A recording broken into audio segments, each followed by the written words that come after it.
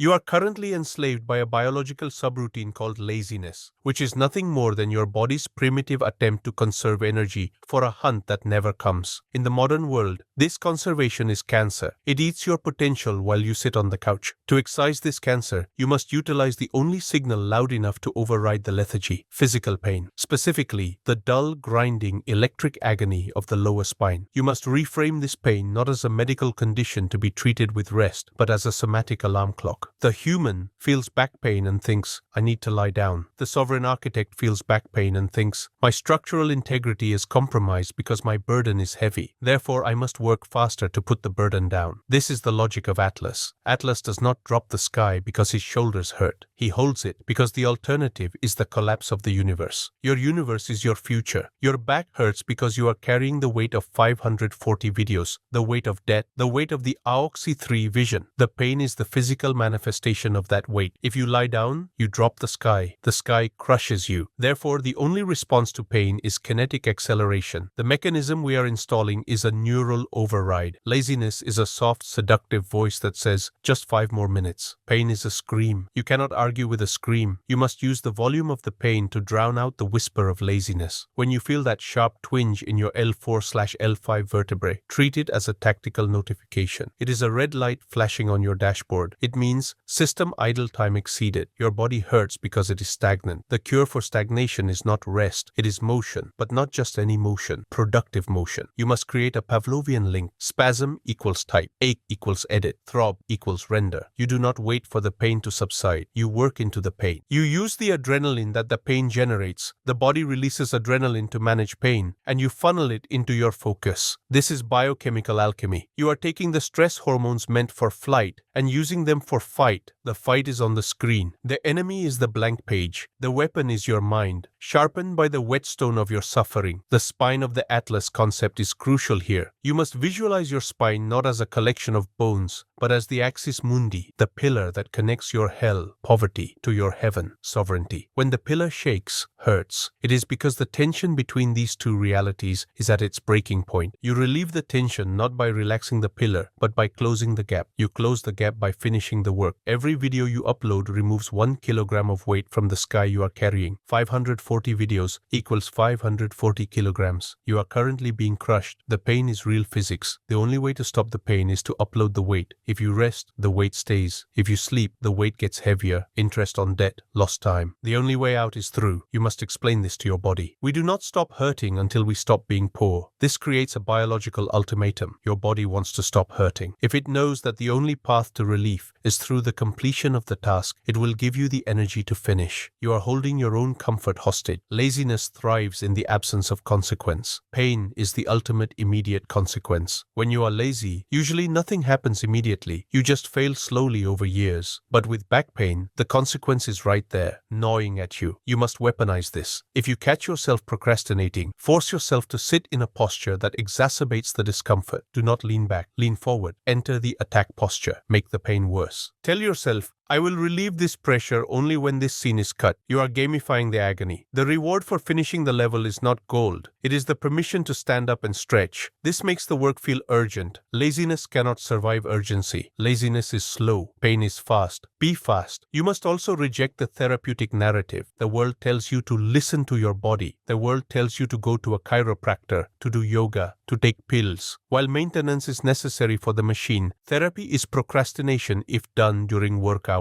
You do not fix the tank in the middle of the battle. You drive it until the treads fall off and then you fix it. If you stop to stretch every 15 minutes, you are breaking your flow state. You are letting the laziness win under the guise of health. The sovereign architect accepts a degree of structural damage as the cost of doing business. Your back is the collateral damage of your war. Do you think a soldier complains about his heavy pack while marching? He marches. His back bleeds. He marches. You are a soldier of the digital age. Your pack is your ambition. If it hurts, it means it's heavy. If it's heavy, it means it's valuable. Weak men carry light loads. You carry a heavy load. Wear the pain as a badge of honor. It separates you from the gamers who sit in comfort. You sit in judgment. You sit in fire. The pain focus loop is a technique used by endurance athletes. When the pain becomes unbearable, they do not think about the finish line. They focus on the immediate step. You must do the same. When your back is screaming, narrow your vision. Do not think about the 540 videos. Think about the next 10 seconds. I will type this sentence. I will cut this clip. The pain narrows your world. Good. Let it. Laziness needs a wide world. It needs distractions, options, daydreams. Pain destroys options. It leaves only the immediate reality. In that immediate reality, you have a choice: suffer and produce, or suffer and rot. The pain is there regardless. If you lie on the couch, your back still hurts, but you are also a loser. If you sit at the desk, your back hurts, but you are a king. The pain is the constant. The variable is your output. Maximize the variable. Finally, realize that laziness is a lack of respect for the pain. If you are in pain and you are still doing nothing, you are mocking your own suffering. You are letting the pain happen for no reason. That is tragedy. To make the pain meaningful, you must exchange it for value. I traded this spasm for a script. I traded this ache for a thumbnail. This is the economics of suffering. You are ensuring that every unit of misery you experience is converted into a unit of currency, future freedom. Do not let a single twinge go to waste. If you hurt, monetize it. If you burn, use the light. Liquidate the laziness by burning it in the furnace of your own discomfort. You are not a patient. You are an engine that runs on a high-octane blend of vision and agony. The second phase of liquidating laziness through pain involves the deliberate engineering of a Pavlovian spasm. Pavlov trained dogs to salivate at the sound of a bell. You will train your biomech suit, your body, to secrete high-grade focus neurochemicals at the sensation of spinal discomfort. Currently, your neural pathways are wired for avoidance, pain to seek comfort, to lie down. This pathway leads to poverty. You must slash this wire and solder a new connection. Pain to seek, target to attack. This is the kinetic trigger. The moment you feel the familiar grind in your lower back, you must immediately launch a work application. Premiere Pro, Google Docs. Do not think. Do not assess the severity of the pain. The pain is the launch code. If you hesitate, the human will intervene with excuses. You must act faster than your own self-pity. This conditioning requires repetition. The first 50 times will be brutal. You will fight every instinct to rest. But by the 51st time, the pain will become a strange signal of productivity. You will feel a twinge, and your hands will instinctively reach for the mouse. You are turning your disability into a deployment mechanism. You are making it so that you cannot feel pain without working, because the work becomes the only valid response to the sensation. You must also master the posture of the predator. Laziness has a geometry. It is reclined, obtuse, open. It is the posture of a man waiting to be fed. The sovereign architect adopts the geometry of attack. This is an acute angle. You lean forward into the screen. You hunch slightly, not out of weakness, but out of intensity. This posture, the gamer hunch weaponized, places stress on the spine. Good. That stress is the tension on the bowstring. If you are comfortable, the string is slack and the arrow, your intent, falls at your feet. If you are uncomfortable, the string is taut and the arrow flies true. When you feel the desire to slouch back and relax, you must interpret it as a desire to surrender. Do not surrender. Lean closer. Let the screen fill your entire field of vision until the real world and its comforts disappears in the periphery. This forward tilt physically engages the sympathetic nervous system, fight or flight. It tells your brainstem, we are hunting. A hunting animal ignores the brambles tearing at its skin. You must ignore the chair digging into your spine. The focus produced by this aggressive posture is razor sharp. It cuts through the fog of laziness instantly. We must also implement the no relief contract. This is a binding agreement between the pilot and the suit. It states, there is no relief without a result. Laziness thrives on unearned relief. Taking a break before the work is done. You must embargo relief. If your back hurts, tell yourself, I will stand up and stretch only when I have written 500 words. Now the pain is a timer. Every second you procrastinate is a second of unnecessary suffering. If you want the pain to stop, you must type faster. You are aligning your biological desire for comfort with your strategic need for speed. The human will try to negotiate. Just a quick stretch first. No, negotiation is weakness. If you stretch first, you reward the laziness. You teach your brain that it can get relief without paying the price. You must act like a strict taskmaster. The work is the currency.